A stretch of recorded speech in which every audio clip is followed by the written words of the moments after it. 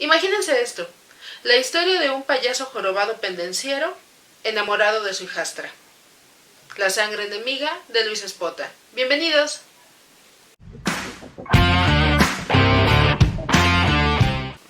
Hola seres humanos, pues como ya vieron en el título de este video, hoy vamos a platicar de una película basada en un libro de Luis Espota que me resulta perturbadora e interesante. Así que vamos a ello.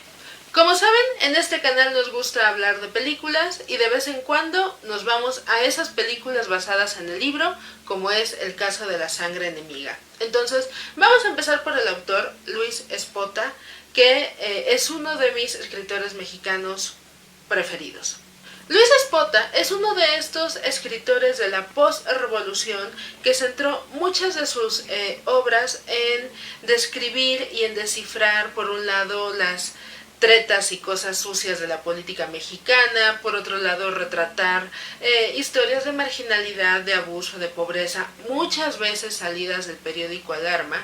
Y bueno, realmente la figura de Luis Espota creo que es de esos escritores mexicanos muy reconocidos y muy laureados en el extranjero, pero aquí como que de repente no tiene tanto spotlight como por ejemplo Octavio Paz o Carlos Fuentes o Rulfo o Revueltas, ¿no? Es como que no se consume tanto la literatura de Espota. No voy a entrar a detalles en su vida, pero creo que sí vale la pena mencionar que Espota fue vendedor de enciclopedias en su juventud, fue mesero en el restaurante del Hotel Regis, que pues se cayó en el terremoto de 1985. Por acá les voy a dejar una imagen que amo de Enrique Metinides. Un día hablaremos del documental de Enrique Metinides. También fue fotógrafo, torero. De hecho tiene un trabajo que se llama Más cornadas de alambre, que me parece una novela excelente sobre la fiesta brava. Y la fiesta brava también como que muy de los barrios bajos, ¿no?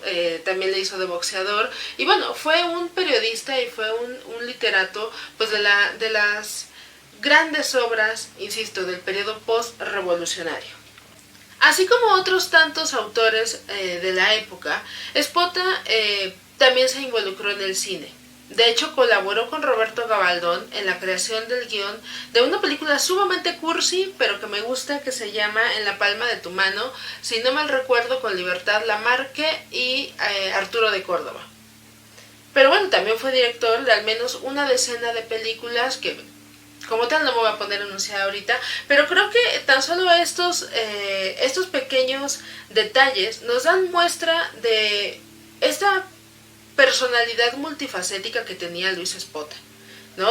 O sea, sí sí escarba piedra para lograr consolidarse como periodista y como literato, pero bueno, se mueve en diferentes órbitas, un poco como el caso de Alberto Isaac, que espero en un futuro no muy lejano también hablar de él.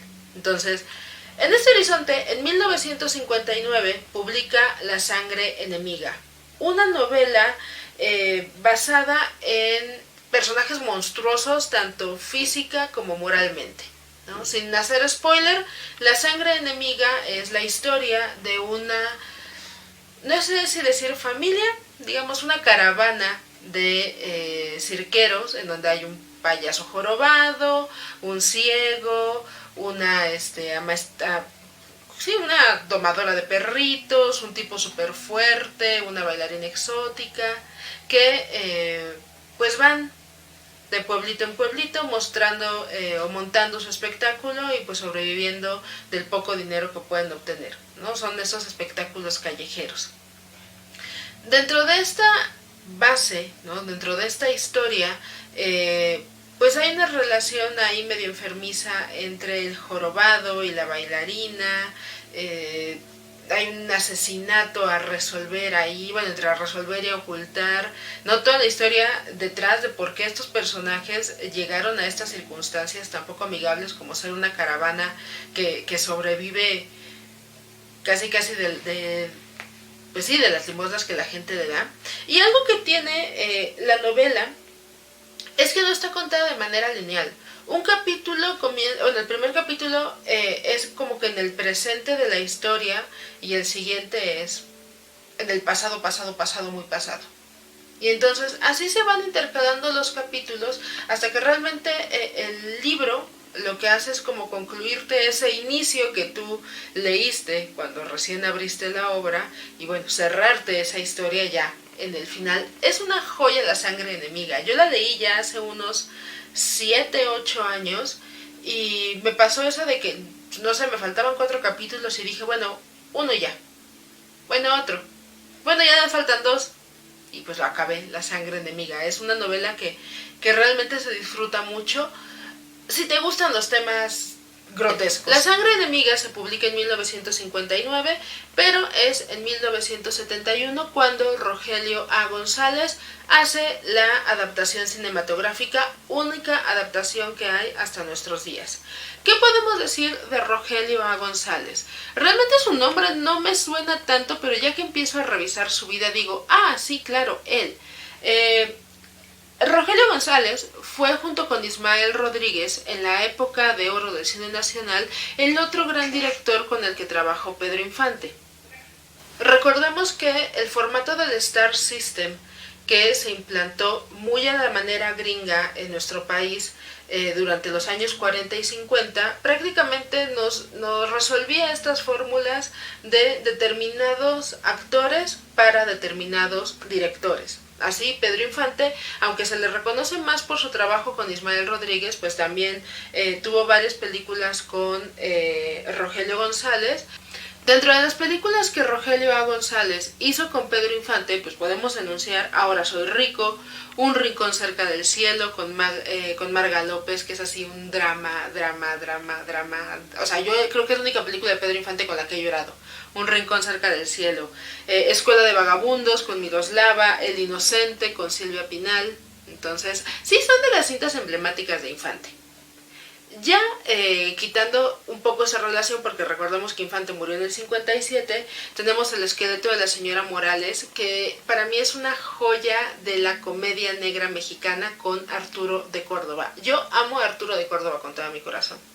Y bueno, ya posteriormente, sobre todo en los años 60, 70, que ya sabemos que el cine mexicano pues pasa por una etapa un poco crítica, ¿no? Por decirlo así, pues como que Rogelio González se mete un poquito a picarle de todo, ¿no? Tiene una película sumamente sui generis que es Doctor Satán y la magia negra, que es como de entre eso de satanismo, cosa como de santeros, con luchadores, monstruos, muy singular. También hace ¿Por qué nací mujer? Porque en los 60 de repente se vuelve todo el martirologio de ser mujer y de ser madre y de ser esposa en el cine mexicano. Digo, Corona de lágrimas no es de él, pero es más o menos de esta época, ¿no? O sea, el martirologio de la mujer mexicana o la india, ¿no? Que ya son esas películas que empiezan a meterse en esta exotización de lo femenino. Y justamente en este horizonte de la mujer exotizada e hipersexualizada es donde nosotros vamos a poder ubicar temporalmente a La sangre enemiga. Como ya mencioné, La sangre enemiga se filma en 1971 y bueno, no voy a ahondar sobre las circunstancias del cine mexicano en los 70 porque de eso ya platicamos en este video. O en este, no me acuerdo de qué lado sale la pestañita. Pero digamos que el panorama en general no era el más prometedor. Aún así, Rogelio González retoma esta novela despota, que bueno, tomando en cuenta lo que ya comenté sobre el libro, pues prácticamente trata temas vinculados con la marginalidad, el abuso sexual, la violación, por ende la violencia, también el despertar sexual de algunos de los personajes y la prostitución, ¿no? Todo un panorama de dolor, de sufrimiento, de cosas feas, de esos temas abyectos que ya saben que de repente no a todo el público le gustan, pero que en los 70 tuvieron como que mucho auge. Yo creo que ese es lo más representativo de esta década, sobre todo pensando en directores que no eran dentro de este género lépero o este género de ficheras, que pronto hablaré de eso, que buscaban darle una vuelta al cine mexicano, ¿no? Entonces lograron incursionar, a lo mejor no de una manera muy bien lograda en términos técnicos, pero que bueno, fueron punta de lanza para ese momento. La película como tal es de baja producción. como muchas de las películas mexicanas de esta década. Realmente hacer cine mexicano en los 70 es complicado, en general hacer cine es caro, y bueno, esto termina siendo evidente en ya el discurso fílmico, ¿no? Se ve que la película no contaba con grandes recursos, que no se tenían muchas cámaras, que el equipo de actores es muy limitado y las locaciones son pocas, son contaditas. O sea, yo puedo ubicar 4 espacios en los cuales ocurren los hechos. Sin embargo, a pesar de ser una película de baja producción, creo que la pobreza en términos técnicos, ¿no? La pobreza en cuanto a la realización del filme sirve muy bien para traducir la pobreza de la novela, en el sentido de que la novela te cuenta panoramas desalentadores, marginales, de la periferia, sí, que uno puede ponerle así a un municipio a esa lectura. Tú te imaginas que esa historia ocurre, inserta el municipio más marginal que se le ocurra. Creo que por eso me gusta. Aunque, insisto, es una película de muy bajo presupuesto, me gusta que se vea tan pobre que me hace sentir la pobreza que me describe Luis Espota. Además, muchos de los hechos violentos que ocurren en la novela y que se traducen en la película son hechos sacados de la alarma. Además, recordemos que Luis Espota tenía mucho esta relación. Tiene otra novela, La carcajada del gato, basada en un caso real de un señor que mantuvo cautiva a su familia aquí en la Ciudad de México, del cual luego Arturo Ripstein hizo El castillo de la pureza. De hecho, sobre ese tema tenemos este video. Entonces, es una lógica o una genealogía muy interesante la de la relación entre la literatura y el cine justamente en estos años. Pero bueno, regresando a la forma fílmica, algo que me gusta es que, así como en el libro no se recurre a una narrativa lineal, la película respeta esto. Y no son flashbacks muy notorios, no se da la oportunidad de repente de pues hacer un gran trabajo en cuanto al maquillaje o en cuanto al vestuario, pero medianamente se logra. Sí, de repente cae en la caricatura, sobre todo con ciertos personajes que se tienen que representar pues de jóvenes y antes de niños. O sea, la imagen de la niña sí es así con 2 colitas como tipo Chilindrina, pero bueno, se entiende por la precariedad. Entonces, mediante esta ruptura de la temporalidad, vamos a jugar con una imagen que será la tónica constante durante todo el filme. Meche Carreño, en el personaje de Sara, la bailarina sensual y exótica, que oscila entre la niñez y la inocencia y la sensualidad y el despertar sexual. Vamos a ver en esta película constantemente los desnudos de Meche Carreño, que era una mujer preciosa y con un cuerpazo, pero que son desnudos que no tienden, como en el cine de ficheras, a erotizar nada más porque sí, ¿no? Sino que ella se convierte en una especie de Lolita o de Conchita, muy de ese oscuro objeto del deseo. ¿Ante quién? Ante su padrastro, que es un payaso, jorobado, tullido, todo jodido el hombre, que pues no puede consumar relaciones sexuales con ellas. O sea, con ella. Digo, ya vemos que hay muchas cosas mal aquí, ¿no? O sea, el hecho de que ella viva con su padrastro y el padrastro prácticamente pasa de ser, de entenderla como su hija a entenderla como su mujer. Algo como lo que pasa con Tristana de Luis Buñuel. Yo creo que hay que empezar por el personaje del payaso jorobado, tullido, asqueroso de Esteban. Esteban es un hombre violento, Esteban es un hombre alcohólico que al trabajar en un circo, digo porque al final ejerce un montón de profesiones, en un momento es abusado, pues sí, abusado sexualmente por una de las enanas del circo. Y producto de esa relación tiene un hijo, Sergio, que tiene cierto nivel de retraso mental, ¿no? Pero además, aunque tiene retraso mental, es una especie como de hombre fuerte de estos de circo de principios de siglo.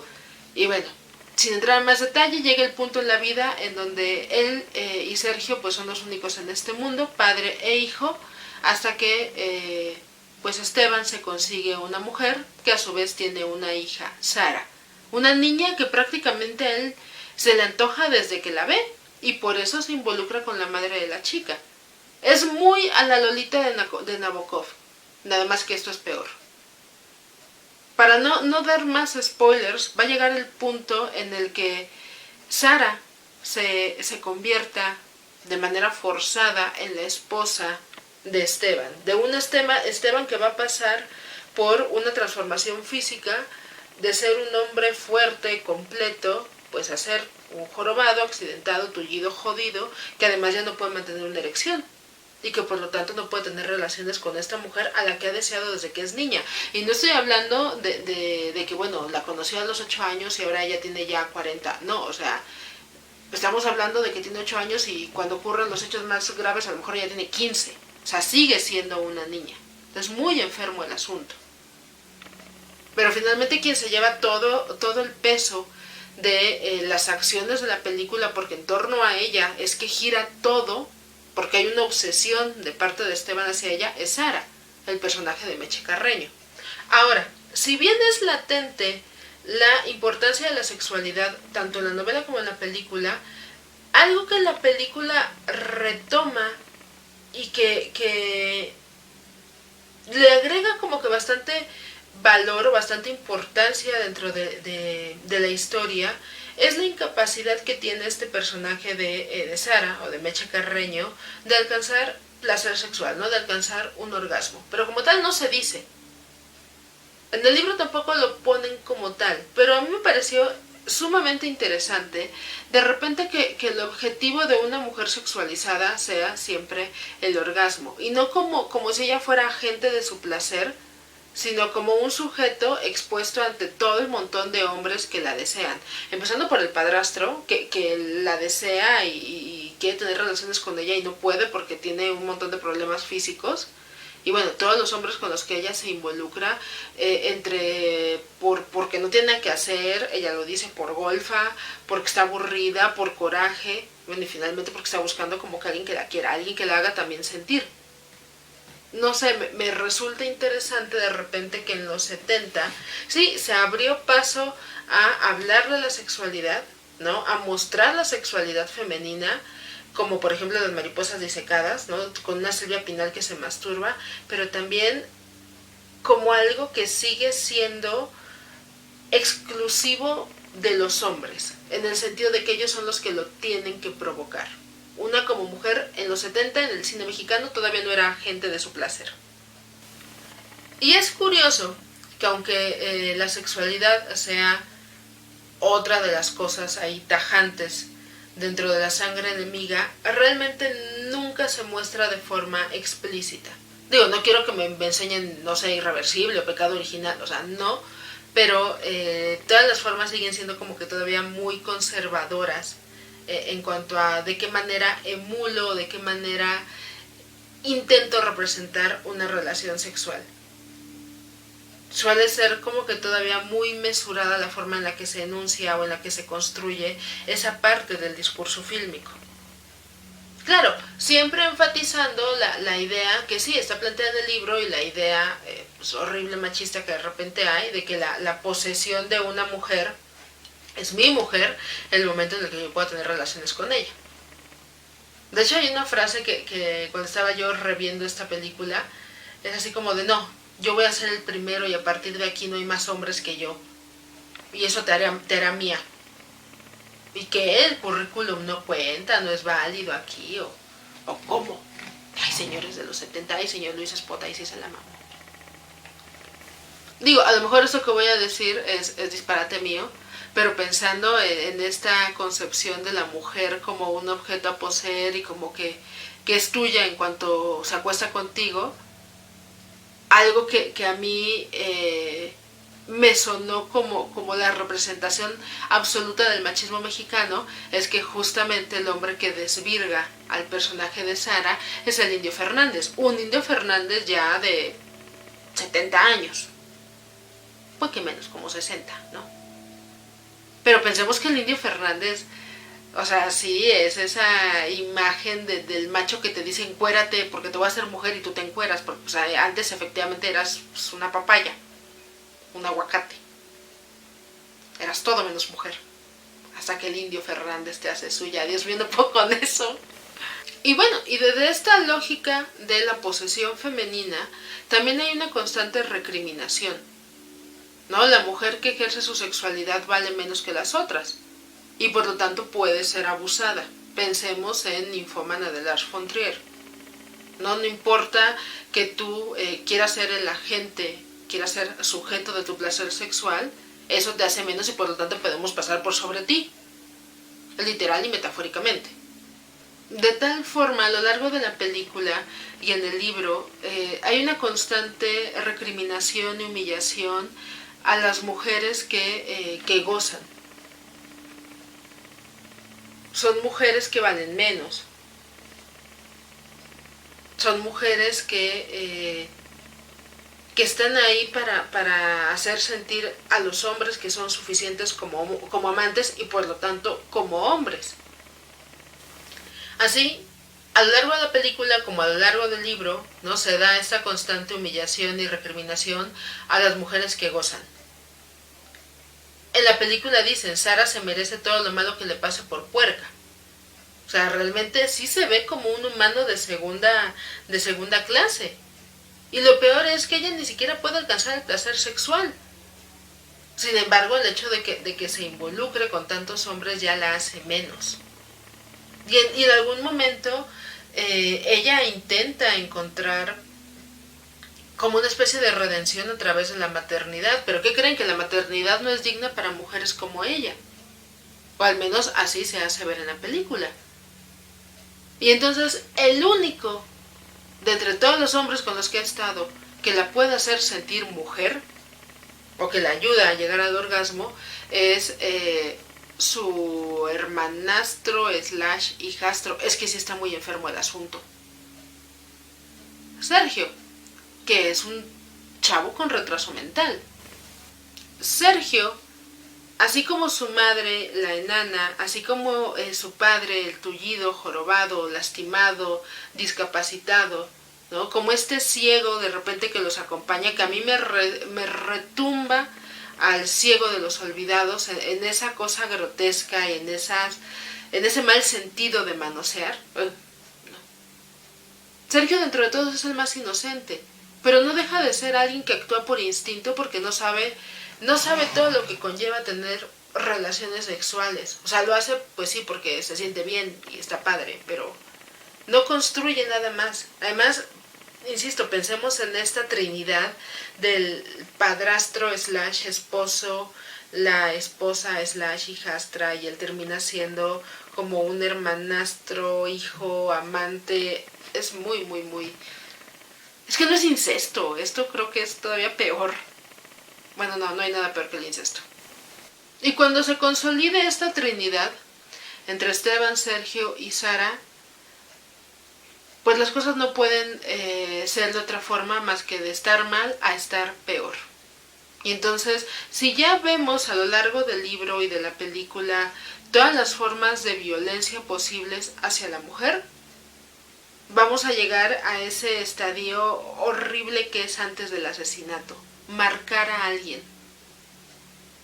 Marcarla como una persona impura, como una persona que no vale, como una persona que no tiene por qué ser, que sea evidente que ha faltado a la moral, a las buenas costumbres, a lo que se espera de ella.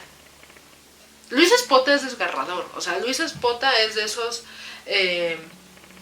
escritores que no le da finales felices a sus protagonistas. Ninguno de los trabajos que yo he leído de él acaba y vivieron felices para siempre. No, Luis Espota no hace eso, porque finalmente uno cuando ve el alarma, cuando ve la prensa, cuando ve el gráfico, cuando ve estas notas de la vida cotidiana, no hay finales felices. Se ve en la carcajada del gato, se ve en el castillo de la pureza. Y no nada más es el trabajo de Espota, es muy de la línea de los escritores de esta generación. Pensemos en Ibargüengoitia. No todo en México es bonito, es más, hasta Macario, de Bruno Traven, o bueno, la película.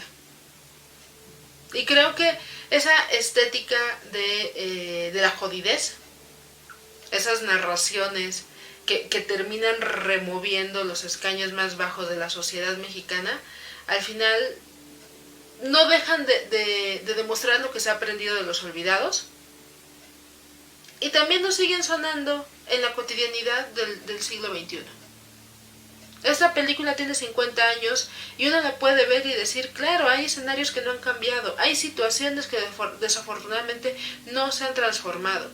Y lo mismo puede ocurrir con Los Olvidados, o lo mismo puede ocurrir con Las Poquianchis, con El Castillo de la Pureza. Esas son las películas mexicanas que nos siguen llenando. Entonces, a razón de que próximamente será el Día del Cine Mexicano, el 15 de agosto, pues la invitación, vean mucho cine mexicano y sean malvados.